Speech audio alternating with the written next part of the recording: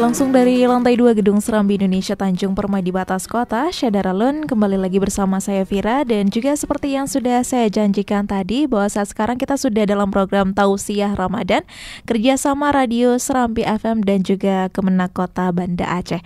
Edisi hari ini Syadaralun 25 Ramadan 1444 Hijriah. Nah, untuk itu hari ini Syadaralun kita akan bahas tema yang cukup menarik apalagi di bulan Ramadan ini, yaitu zakat mal dan juga zakat fitrah. Jadi di studio juga sudah hadir narasumber kami, ada Ustadz Dr. Muhammad Yasir MA. Beliau merupakan penyuluh agama Kecamatan Jaya Baru. Kita sapa terlebih dahulu ya Syadaralun. Assalamualaikum Ustadz. Waalaikumsalam warahmatullahi wabarakatuh. Gimana kabarnya Ustadz di sore kali ini? Alhamdulillah khair, baik. Alhamdulillah udah 25 puasa Ustadz ya. Dan juga semoga terima kasih Ustadz sudah hadir di sore kali ini, dan semoga kita bisa memberikan informasi terbaik untuk Syadaralun. Dan juga Syadaralun, bagi Anda yang ingin berpartisipasi bersama kami bisa langsung melalui telepon dan juga WhatsApp di 0811 68 9020. Serta bagi Anda yang ingin menyimak via live atau siaran langsung bisa melalui Facebook Serambi FM. Dan juga maksud kami di Facebook Serambi FM Banda Aceh. Dan bagi Anda yang ingin menyimak via streaming juga bisa di www.serambifm.com. Dan tanpa berlama-lama lagi Syadaralun, langsung saja barangkali kita bahas lebih jauh terkait dengan zakat mal dan juga zakat fitrah. Silakan Ustaz. Baik, terima kasih. Assalamualaikum warahmatullahi wabarakatuh. Waalaikumsalam warahmatullahi wabarakatuh. Alhamdulillah, Allahumma fassalli wa sallim ala sayyidina wa maulana wa habibina Muhammad sallallahu alaihi wasallam wa ala alihi wa sahbihi ajma'in.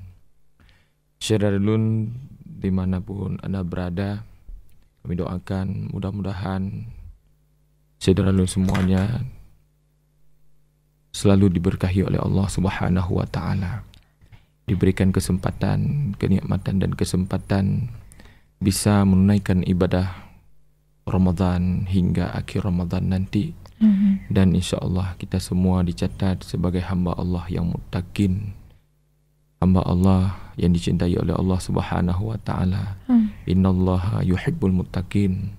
Allah ta'ala memberikan rekomendasi kepada kita di bulan Ramadan, hamba Allah yang berpuasa imanau wahtisaban, orang-orang yang berpuasa di bulan suci Ramadan, sungguh Allah akan memberikan gelar yang paling mulia, yaitu gelar muttaqin. Innallaha yuhibbul muttaqin. Allah cinta kepada hamba Allah yang benar-benar bertakwa kepada Allah Subhanahu wa ta'ala. Alhamdulillah hari ini kita masih diberikan kesehatan, kenikmatan, kesehatan oleh Allah, berada di penghujung Ramadan, masuk 24 Ramadan hari ini ya. Ini maknanya kita sudah masuk fase yang ketiga, suluh yang ketiga daripada bulan Ramadan yang keutamaannya sangat luar biasa, yaitu dimerdekakan kita daripada api neraka, atau disebut dengan aitakum minan nar, dimerdekakan kita daripada api neraka. Kita ketahui bahwasanya api neraka itu sangatlah ditakuti oleh semua makhluk Allah. Tidak ada di antara makhluk Allah yang tidak menakuti, tidak takut kepada azab Allah, yaitu api neraka. Sehingga seorang ulama besar, ulama sufi, Abu Yazid Bastami, tiap hari menangis, tiap hari bercucur air mata, menangis mengingat nasibnya, apakah dia termasuk golongan hamba Allah yang dimerdekakan daripada api neraka ataupun tidak. Sehingga ditanya oleh sahabatnya, wahai Abu Yazid, ada apa engkau tiap hari menangis? Apakah engkau gelisah menangis karena tidak sempat, belum punya bekal untuk merayakan hari raya? Karena hari raya tinggal beberapa saat lagi. Apakah engkau menangis karena persiapan hari lebaran? Katanya bukan. Bagaimana aku tidak menangis? Di penghujung Ramadan ini Allah Ta'ala menjanjikan kepada kita, kita akan dimerdekakan daripada api neraka. Namun saya tidak ada jaminan untuk saya.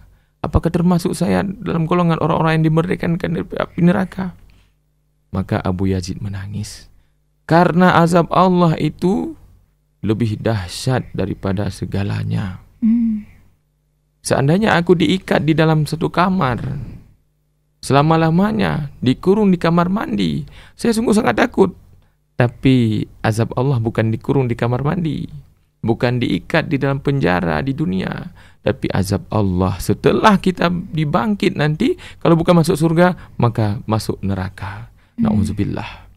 Maka tidak kalah penting untuk disampaikan pada hari yang berbahagia ini, kaitan dengan Ramadan, kaitan dengan diangkatnya amal ibadah kita di bulan suci Ramadan, yaitu dengan menunaikan ibadah zakat. Yang paling dekat dengan kita hari ini adalah menunaikan zakat fitrah. Zakat fitrah itu ada di Aceh.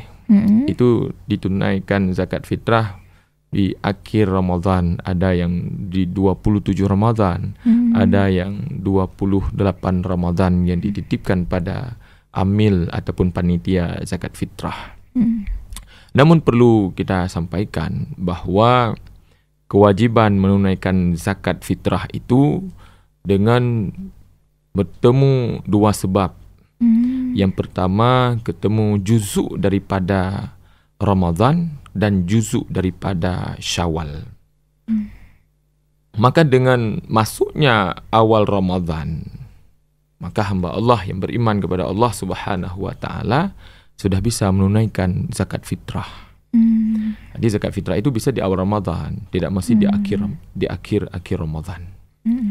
Dan yang terafdalnya menunaikan zakat fitrah itu kapan? Sebelum keluarnya fajar shadiq, awal daripada pagi daripada hari Syawal. Kalau sudah masuk pagi Syawal, maka hukumnya itu sudah makruh. Bahkan kalau sempat lalai sampai terbenamnya matahari hari pertama hari raya Idul Fitri, maka hukumnya haram. Berdosa bagi hamba Allah yang belum menunaikan zakat fitrah di sampai batas terbenam matahari hari pertama bulan Syawal. Untuk kewajiban zakat fitrah, ini berbeda dengan kewajiban zakat mal dan zakat yang lainnya. Zakat mal itu dianggap seorang itu sudah wajib mengeluarkan zakat, itu dianggap kaya dalam sehari. Artinya dia memiliki harta untuk hari ini sampai besok, maka dia sudah dianggap orang yang mampu dan diwajibkan untuk mengeluarkan zakat fitrah.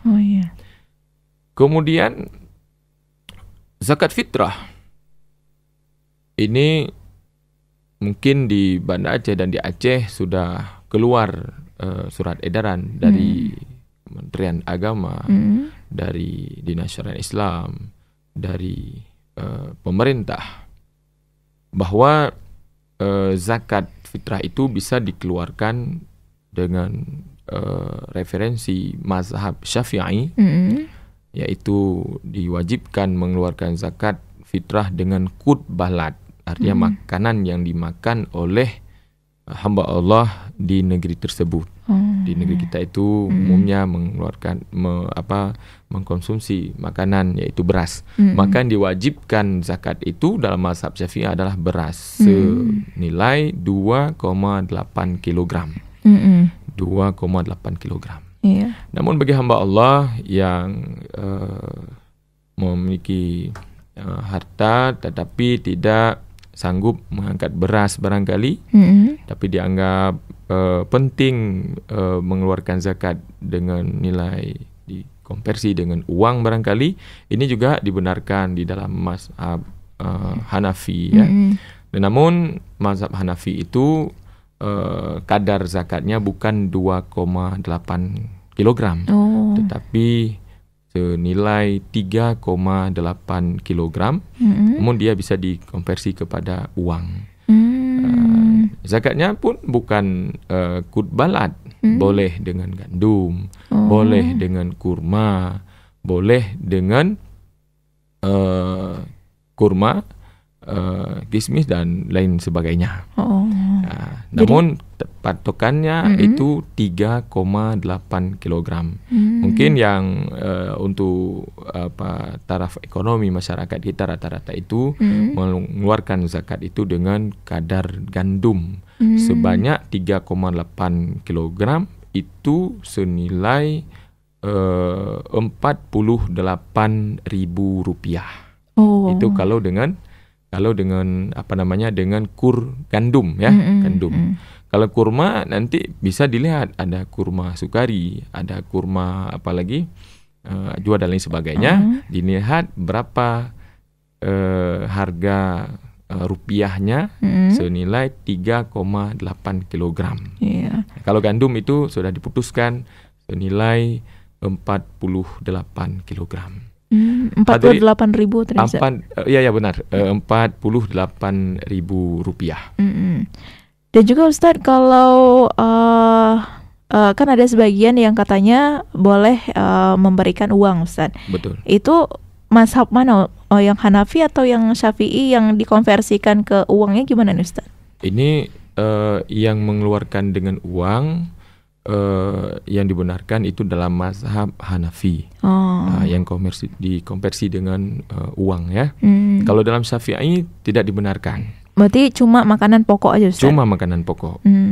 Cuma makanan pokok. Mungkin ada khilaf dari masyarakat. Kadang-kadang dia satu sisi menganut mazhab Syafi'i. Artinya dia mengeluarkan zakat itu makanan apa yang dia makan. Tetapi dia tidak paham, tidak memahami bahwa mazhab Syafi'i tidak boleh dikonversi kepada uang. Jadi dulunya ada masyarakat yang mengeluarkan zakat fitrah itu, harga beras 2,8 kilogram itu dinilaikan dengan rupiah. Ini yang tidak dibenarkan. Ini termasuk bagian daripada talfiq mazhab, mencampur-campur urusan dalam mazhab. Kalau misalnya mau mengeluarkan uang, itu kita harus melihat referensi, yaitu mazhab Hanafi. Mazhab Hanafi dibenarkan mengeluarkan dengan uang, namun takarannya bukan 2,8 kilogram, tetapi 3,8 kilogram, dan juga bukan nilai beras. Bukan nilai beras. Gandum, Ustaz ya? Gandum, kurma dan sebagainya. Dan juga Ustadz, kalau misalkan di Aceh sendiri kan kita bisa lihat di masyarakat itu banyak takaran menggunakan kaleng susu tuh, Ustadz. Iya, ya betul, kan? betul. Kalau misalkan dari kaleng susu ini sendiri gimana nih takarannya, Ustadz? Mungkin masyarakat ingin mengetahui, barangkali udah agak lupa setahun sekali, Ustadz ya. Iya. Untuk zaman hari ini mungkin sudah jarang ditemukan dengan kaleng susu ya. Kaleng tapi susu. Di rumah-rumah masih ada tuh, Ustaz. Masih ada di rumah. Banyak dijumpai ini, Ustaz. Baik di rumah. Ini kalau dilihat takaran zakat itu adalah dengan sukatan disebut dengan mud. Satu mud ya. Satu mud itu 3 kaleng susu. 3 kaleng susu. Ini barangkali ibu-ibu ya, ibu-ibu yang meninggalkan puasa, yang meninggalkan puasa, yang sebab-sebab tertentu yang dikenakan fidyah, ya, kena fidyah. Itu fidyah itu dalam satu hari meninggalkan Ramadan wajib dibayar 1 mud. 1 mud itu 3 kaleng susu. Kalau dengan rital Aceh, bukan rital Baghdad ya, rital Aceh itu setengah rital. Rital pun itu di Aceh ada 2 dia. Ada rital bambu ya, bambu. Mungkin sudah jarang juga didapatkan, ada model bambu. Kalau bambu itu tidak sampai 6 kaleng susu. Dia hanya 5 kaleng susu. Kalau rital yang di toko-toko itu ada 6 kaleng susu dia ya, kaleng susu. Maka lebih bagusnya untuk hari ini patokannya diambil patokan dengan kilogram. Itu lebih pasti. Apalagi rital bambu itu menggunakan bambu. Itu bambu kadang-kadang ada yang besar. Beda-beda ukuran, Ustaz ya. Kecil. Hari ini sudah sudah ada timbangan yang lebih bagus. Mendingan kita menggunakan timbangan saja. Itu 2,8 kilogram itu pas ukurannya. Itu per orangnya, Ustaz ya. Per orangnya. Dan untuk usianya sendiri gimana nih, Ustaz?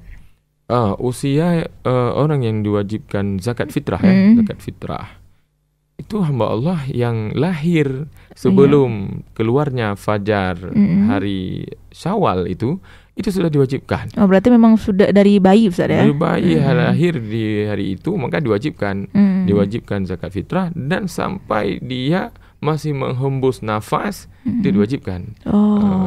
Diwajibkan zakat fitrah ya. Khusus zakat fitrah beda dengan zakat yang lainnya. Dan ini ada pertanyaan juga Ustadz mengenai bagaimana kalau misalkan dalam rumah tersebut anaknya itu merantau keluar misalnya, apakah dia itu bayar zakatnya di tempat perantauan atau orang tuanya yang bayar ya Ustadz? Gimana? Baik. Terima kasih. Mungkin ini banyak kejadian di masyarakat ya. Itu dalam banyak referensi yang kita baca dan kita temukan bahwa diwajibkan zakat fitrah itu di mana dia berada pada hari raya. Misalnya hari raya itu dia berada di kampungnya di Aceh Utara, di Birun ataupun di Sigli. Dia merantau di Banda Aceh. Biasa pulangnya mudiknya di hari Megang ya, Megang dia mudik ke kampung. Maka wajib zakat fitrah itu ada di kampungnya. Di mana dia berada pada hari raya itu. Cuma alangkah baiknya misalnya dia punya usaha, dia mendapatkan rezeki yang banyak di dalam dia merantau di Banda Aceh.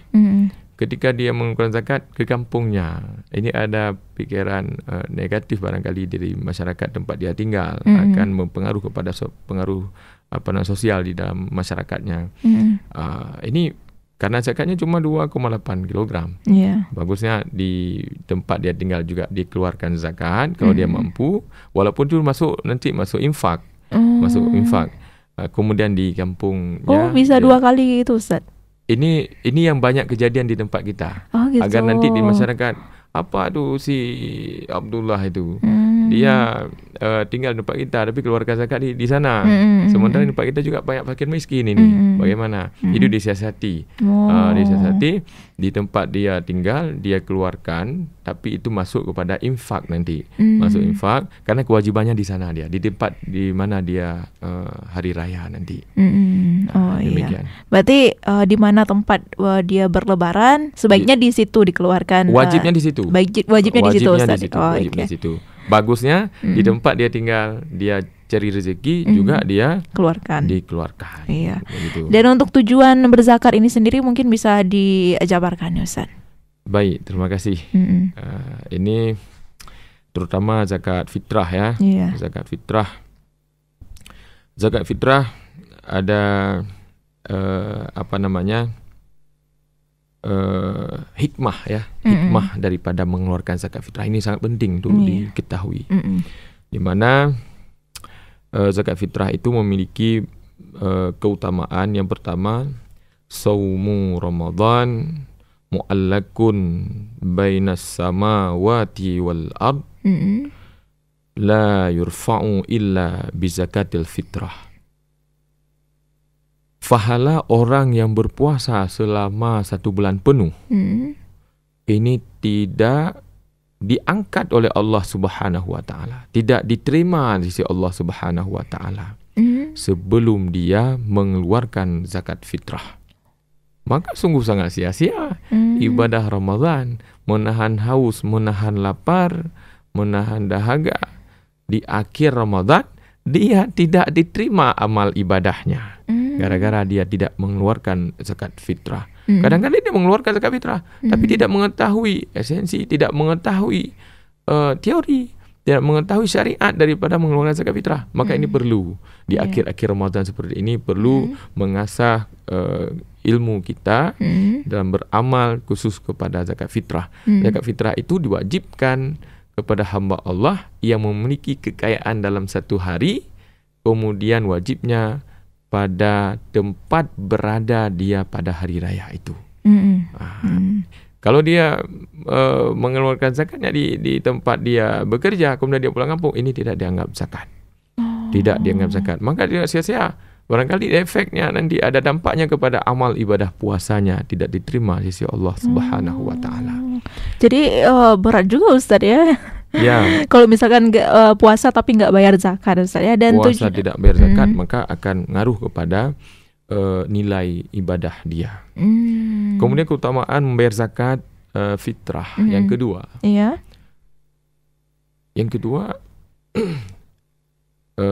zakat fitrah itu dikeluarkan kan sebelum hari raya. Sebelum hari raya. Tujuannya adalah agar umat Islam yang telah berpuasa, yang mengharap balasan daripada Allah Subhanahu wa taala, pada pagi hari raya itu mereka semuanya gembira, senang. Artinya dia sudah diterima amal ibadahnya. Yang dia senang itu adalah gara-gara dia sudah diterima amal ibadahnya. Namun ada saudara kita yang seyakinan dengan kita, beriman kepada Allah, mereka tidak dapat berceria, tidak dapat bersenang-senang pada saat itu karena keterbatasan. Dia tidak ada di antara saudara kita yang enggak makan pada hari itu. Maka tujuan daripada zakat agar di pagi hari raya itu tidak ada di antara umat Islam yang tidak makan, yang susah, yang tidak bisa merayakan hari raya. Maka diwajibkan keluarkan zakat agar semua umat Islam pada pagi hari raya itu merasa gembira dengan hari raya. Sebenarnya hari raya itu bukan pada pakai baju baru sebenarnya. Laisal aidu liman labisal jadid. Hari raya bukan kepada orang-orang yang memakai baju baru. Wa innamal aidu liman ta'atuhu tazid. Namun hari raya diberikan kepada orang-orang yang bertambah-tambah taatnya kepada Allah Subhanahu wa taala. Coba perhatikan, di akhir-akhir Ramadan orang meninggalkan masjid, meninggalkan tempat ibadah. Mereka asik dengan berbuka bukber, ada buka puasa di tempat-tempat tertentu, bukan di masjid, bukan di manasah. Kemudian dia meninggalkan ibadah tarawih yang keutamaannya sangat luar biasa. Tiap malam berbeda-beda, keutamaannya. Kemudian penuh di mall, penuh di tempat beli baju baru, mempersiapkan baju baru itu kadang-kadang sampai 1 bulan. Padahal yang harus lebih utama dipersiapkan itu adalah kesempurnaan ibadah Ramadan. Di akhir-akhir Ramadan yang Allah berikan kemerdekaan, dimerdekakan kita daripada api neraka. Ini yang perlu kita kejar. Ini yang perlu kita optimalkan ibadah dan qiyamul lail dan lain sebagainya. Baik, Saudara Lun, keutamaan tentang zakat fitrah ini merupakan hasil ijtihad, disebut dengan mazhab yang kita sebutkan tadi. Tidak masalah misalnya ada di antara saudara kita yang mengambil referensi mazhab-mazhab yang lain. Kita menghargai pendapat. Nah, selama masih di dalam koridor Ahlussunnah wal Jamaah, artinya dalam mazhab 4 mazhab itu dalam fikih, itu tidak mengapa. Tapi lebih bagusnya kita mengikuti ajakan Menteri Agama ataupun Kementerian Agama yang sudah memutuskan tempat mengeluarkan zakat, apalagi zakat mal ini ataupun zakat penghasilan. Kita di Aceh sudah dibentuknya lembaga istimewa, disebut dengan Baitul Mal. Baitul Mal itu diatur di dalam undang-undang, diatur juga di dalam kanun pemerintah Aceh, terutama dalam kanun nomor 10 tahun 2018 itu diatur tentang Baitul Mal Gampung, BMG. Baitul Mal Gampung. Tengku Imam Cik Gampung yang memiliki SK sebagai Tengku Imam Cik. Tengku Imam Cik Gampung secara ek opposio itu sebagai kepala Baitul Mal Gampung. Bertugas, dia diberikan tugas tambahan selain mengurus peribadatan di kampungnya dan salat di kampungnya, diberikan tugas tugas tambahan, yaitu mengumpulkan zakat di dalam kampung itu, zakat penghasilan, kemudian mengelola zakat, kemudian mendistribusikan zakat di dalam kampungnya. Ini sangat luar biasa. Ini persis sebagai seperti yang dilakukan oleh baginda Rasulullah sallallahu alaihi wasallam tempo dulu, memerintahkan Muadz bin Jabal sebagai gubernur pada saat itu, dan juga diberikan tugas tambahan untuk mengumpul dan mengelola dan mendistribusikan zakat pada saat itu. Malah Rasulullah menekankan sangat berat pada saat itu zakat itu dikelola di Baitul Mal. Kemudian anjuran untuk berzakat itu sangat tegas dalam Al-Quran. Bukan hanya pemerintah Aceh, bukan hanya Rasul, tapi Allah Subhanahu wa taala dalam Al-Quran, khudz min amwalihim shadaqatan tutahhiruhum wa tuzakkihim, ya. Allah taala memerintahkan untuk mengumpulkan zakat itu dengan kata-kata khudz min amwalihim. Sangat tegas. Khudz itu rampas, ambil olehmu, tidak ada negosiasi, tidak ada tawar-menawar, disuruh ambil oleh Allah Subhanahu wa taala. Nah, mungkin terakhir Ustadz, bentuk-bentuk zakat mal, sebelum kita tutup, sudah waktu mungkin ya Ustadz, bentuk-bentuk zakat mal ini sendiri apa aja nih Ustadz? Baik, terima kasih. Iya. Adapun zakat yang diwajibkan di dalam Islam, macam-macam harta yang diwajibkan zakat, ya. Yang pertama ada emas, ya, emas dan perak. Dan itu ada nasabnya juga Ustadz, ya? Gimana? Ada nasabnya juga sampai seberapa banyak gitu Ustadz baru keluar nisab, zakat. Ya, ada nisab. Ya, nisabnya kalau emas itu 94 gram, ya. Kalau perak itu 624 gram. Kemudian jenis zakat lagi hasil pertanian, ya. Hasil pertanian semacam tanaman dan buah-buahan, biji-bijian yang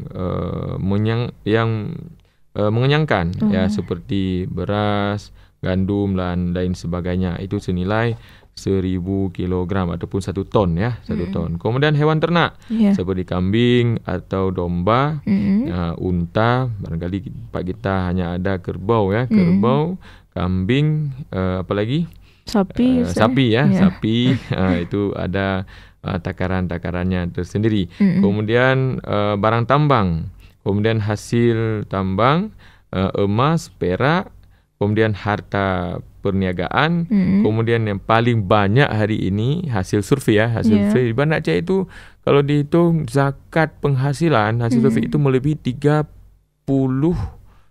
miliar lebih. Tapi itu belum berapa diserap oleh Baitul Mal. Belum. Karena ada ikhtilaf pendapat, ada yang menganggap itu bukan bagian dari zakat atau lain sebagainya. Perlu pemahaman daripada masyarakat tentang zakat. Itu zakat penghasilan, itu disebut dengan zakat provisi juga disebut, ya, zakat penghasilan.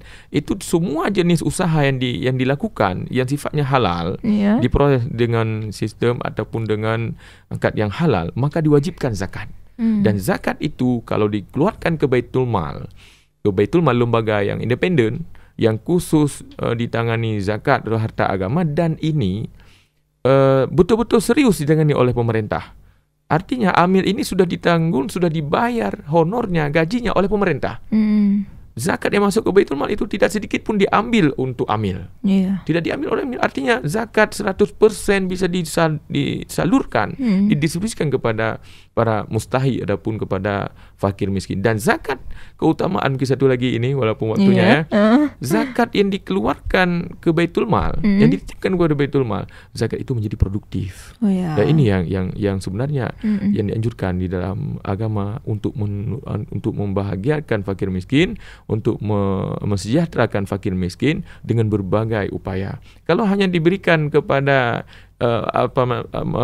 muzaki itu mengeluarkan zakat oleh mereka sendiri, barangkali zakat itu menjadi konsumtif, beli baju baru, beli makanan dan sebagainya. Tapi kalau diberikan kepada Baitul Mal itu bisa mengeluarkan zakat untuk beasiswa. Satu keluarga, satu sarjana. Ini satu upaya yang luar biasa untuk meningkatkan kesejahteraan ataupun pendidikan di dalam lewat pendidikan di dalam rumah tangga. Dan di samping itu juga untuk mengentaskan angka kemiskinan juga, Ustadz, ya. Dan Aceh. Kita sudah di penghujung waktu, Ustadz, barangkali ada closing statement dan juga pesan-pesan yang ingin Ustadz sampaikan kepada Syadaralun, silakan Ustadz. Baik, saya hanya satu pesan saja barangkali. Hanya satu pesan. Zakat dalam makna lain sedekah. Sedekah adalah tijaratan lan tabura, perdagangan yang pasti tidak akan rugi. Untuk orang-orang yang sudah memiliki harta mencapai nisab ya, sampai nisab, marilah berzakat. Jangan enggan mengeluarkan zakat. Jangan mencari-cari alasan untuk tidak berzakat. Karena zakat itu akan mensucikan harta-harta kita. Dan dengan zakat itu akan memberikan dampak kebahagiaan dalam keluarga dan keberkahan dalam harta itu. Kemudian satu lagi, zakat penghasilan yang saya sebutkan tadi untuk bisa disisihkan atau diberikan persentasenya kepada kampung, kepada tetangganya dan kepada Baitul Mal, agar zakat anda itu menjadi produktif. Baitul Mal ada banyak program beasiswa, program membangun rumah duafa, memberikan modal usaha. Artinya zakat di Baitul Mal itu sekian persen, lebih banyak persentasenya untuk lebih produktif. InsyaAllah semua kita mengeluarkan zakat ke Baitul Mal, InsyaAllah angka kemiskinan akan bisa turun. Dan InsyaAllah masyarakat Aceh ini akan lebih kuat dalam di dalam berekonomi ataupun di dalam beribadah kepada Allah Subhanahu wa taala. Mungkin demikian yang dapat saya sampaikan. Lebih dan kurang saya mohon maaf. Wallahu muwaffiq ila aqwamit thariq. Assalamualaikum warahmatullahi wabarakatuh. Waalaikumsalam warahmatullahi wabarakatuh. Baik, Syederalun, demikian tausiah Ramadan edisi hari ini. Semoga ada manfaatnya untuk kita semua. Dan mari kita tunaikan zakat, terutama zakat fitrah ya di akhir Ramadan ini, dan juga zakat mal seperti yang sudah Ustadz sampaikan tadi. Dan kami ucapkan terima kasih sekali lagi kepada Ustadz Dr. Muhammad Yasir MA atas ilmu dan kesempatannya. Dan sehat selalu Ustadz, dan pastinya selamat menjalankan aktivitasnya kembali. Dan untuk itu Syederalun jangan kemana-mana, karena sesaat lagi kita akan lanjutkan program Serambi Petang. Dan untuk itu tetap bersama kami di 90,2 Serambi FM Laguna Pritana.